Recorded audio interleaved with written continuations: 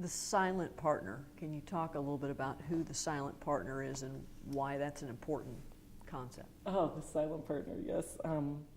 The name of our firm is MacDonald, and the firm was actually founded in 1998 with the name Matha MacDonald. I had a partner named Bob Matha at the time, and bought him out in 2004. And so in thinking about what to do with the name, there were many options for the company, right? We could call it McDonald's, but that was already taken. And I didn't want to really have the firm be all about me. I mean, there were 25 or 30 people in the firm at the time. And so we looked at all kinds of names, just going to the manufactured names the companies do, adding a variety of different things. There was equity in the name MacDonald and in my name. And ultimately, this was right at a time that my father had passed away. And at my dad's funeral, I'm one of 7 kids, we were all talking about what we'd learned from both our parents, really, and our values. And at a company retreat, right after that, I was telling our team how amazing it was to me that everything my siblings voiced were the values of the firm. It could have been as though we were all there talking about the firm. And then everyone else on our team started saying, that's the same thing. I feel the same way. These are my family values. And I told the story about the silent partner. And the silent partner is a plaque that my father had on his office wall for 40 years. And it was all about one's true north and about finding one's purpose in work and one's life work and really sticking to that true sense of self and the incredible power that it gives you through all sorts of very difficult times. And in the context of all this, someone in the team said, what if we name the firm Gagan, and Gagan became the silent partner? And that's how we ended up with that name. And I was concerned, well, that's my family name. And everybody said, but it could take on something so much bigger than that, because we're also silent partners to many of our clients. And it's the reminder of that very core that binds us, because we're a very values-driven firm. So it was like, that's the core. And it's very interesting because people always talk about, is that Gagan? What does it mean to be Gagan? And it's become something very different than my family name or my name. So that's what that's all about, yeah.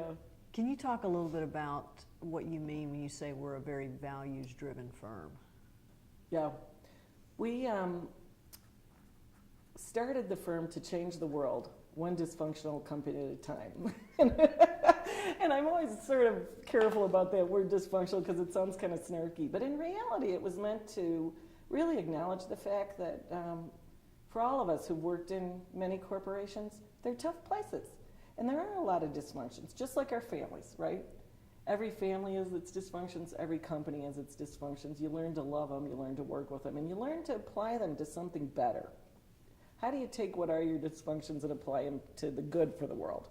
So we started the firm with that dream and set out from the beginning. We established our values, which are all around courage, passion, a sense of fun, integrity and humility in everything we do, a real joy and honor for the individual as well as a collaborative, inclusive team. And as all of that was centered around the core rallying cry that our cause is our client's success. That's what we're all about as a firm. And so we spend a lot of time on that. We talk about it a lot. It's how we recruit people through it. And there are many very talented people we haven't hired because we didn't feel they really shared the values in the same way. But I know and feel very confident that every person who's here, they're here because of our values, because they could work anywhere. They're incredibly bright, talented, gifted people. And it's what the tie that binds us is those very things. It's kind of the community we want to hang with. I have to ask this because when you were talking about the values, you mentioned things like courage and integrity, which I expected to hear. Yeah. What I didn't expect to hear, and I just want you to talk for a minute about this, is how is a sense of fun an important value? Well, I think it's really important because we talk about the page principles, conduct public relations as though the whole company depends on it. And I always want to say in parentheses, because it does.